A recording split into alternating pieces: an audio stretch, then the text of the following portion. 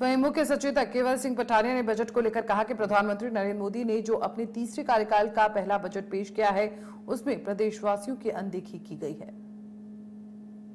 इस समय हमारे बीच मौजूद है मुख्य सचेतक केवल सिंह पठानिया जी। जानना चाहेंगे जो प्रधानमंत्री नरेंद्र मोदी ने तीसरे कार्यकाल का पहला बजट निकाला है, जहां नेता प्रतिपक्ष जयराम ठाकुर का कहना है कि इसमें सभी वर्गों का विशेष रूप से ध्यान रखा गया है। जानना चाहेंगे जी सर, जो बजट प्रस्तुत किया गया है आपके अनुसार प्रदेश का कितना हित रखा है? सबसे पहले तो मैं आपका धन्यवाद करना चाहूँगा। और ये वर्तमान प्रधानमंत्री जी का तीसरा बजट था। जब वो पिछले 11 सालों में हिमाचल प्रदेश में आए हैं तब उन्होंने कहा है कि हिमाचल प्रदेश मेरा दूसरा घर है। लेकिन 17 लाख हिमाचलियों को जो है पिछले 11 सालों से जो है वो निराशा हाथ लगी है। जहाँ तक मैं बताऊँ कि जो बजट कल पेश किया गया, मैं आपको बताऊँ सिक्किम, उत्तराखंड, बिहार, असम में ये कहा गया कि जहाँ बाढ़ आई है वहाँ हम मदद करेंगे।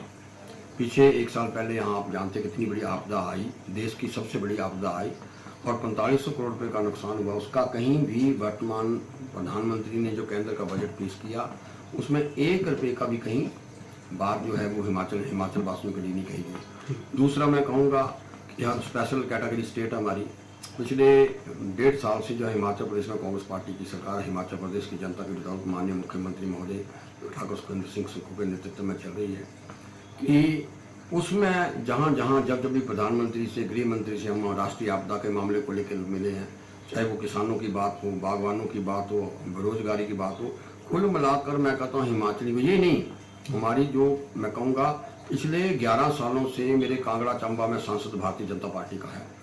वहाँ पठानकोट से जोगिंद्रनगर रेलवे लाइन चलती है। मैं कहता हूँ व्हाइट पेपर दे दे केंद्र सरकार में पिछले 11 सालों में वो कुल मिलाकर 1.5 साल चली होगी। तो ये वचनबद्धता है। केंद्र के हमारे मंत्री रहे यहाँ अनुराग ठाकुर जी, 1 इंच अभी भी इस बार भी रेलवे का भी कोई मेंशन नहीं है।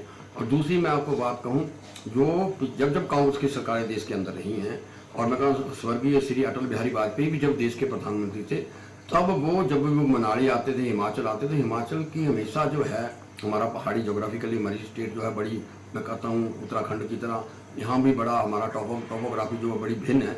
लेकिन केंद्र ने न किसानों को, ना बागवानों को और हिमाचल के हित की 1% भी बात जो है वो केंद्र के बजट में नहीं की गई है।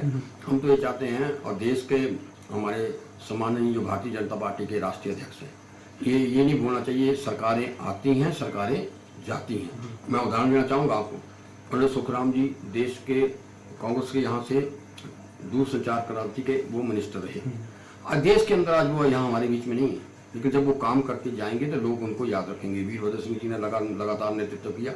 और जहाँ तक हिमाचल की जनता का सवाल है, पीछे जब हिमाचल की जनता चट्टान की तरह माननीय मुख्यमंत्री ठाकुर सुखविंदर सिंह सुक्खू जी के साथ खड़ी है, जो वर्तमान में अभी बाई इलेक्शन हुए हैं, हम 2022 में 40 थे, दोबारा हालांकि ये धनबल और जनबल की लड़ाई थी, उस धनबल हारा और जनबल जीता। तो ये हिमाचल प्रदेश का मैंडेट केंद्र की सरकार को देखना चाहिए। अगर हिमाचल के हित की बात, और 4 MP से ज्यादा क्या लेना, लाखों हजारों वोटों से जीते हुए हैं। तो मैं वर्तमान मेरे बड़े भाई के सारे अनुराग जी, डॉक्टर भारद्वाज जी, सुरेश कश्यप जी, इंदु गोस्वामी हमारी राज्यसभा की सांसद हैं, हमारी नेत्री और बहन कंगना जी, तो 4 MP प्लस राज्यसभा के MP, मैं उन्हें से ये विनम्र प्रार्थना करना चाहूँगा कि इन हिमाचल 70 लाख लोगों के ही आप देश की लोकसभा के अंदर जो है आप नेतृत्व कर रहे हैं, उनको हिमाचलियों की बात रखनी चाहिए। और हिमाचल के लोग ने तो ध्यान रखते हैं जी, सरकारें आती हैं जाती हैं। तो हमारी अभी भी विनम्र प्रार्थना है वर्तमान प्रधानमंत्री से, ये दूसरा घर आप कहते हो तो दूसरे घर की तरह यहाँ भी पैकेज जो आपने उत्तराखंड और सिक्किम में दिया है वो पैकेज हिमाचल को मिलना चाहिए। जी बिल्कुल, ये थे केवल सिंह पठानिया जी। इनका कहना है कि जिस तरीके से जो अगर हम बजट की बात करें तो कहीं ना कहीं हिमाचल प्रदेश की अनदेखी की गई है। कामेश्वर शर्मा की रिपोर्ट शिमला से।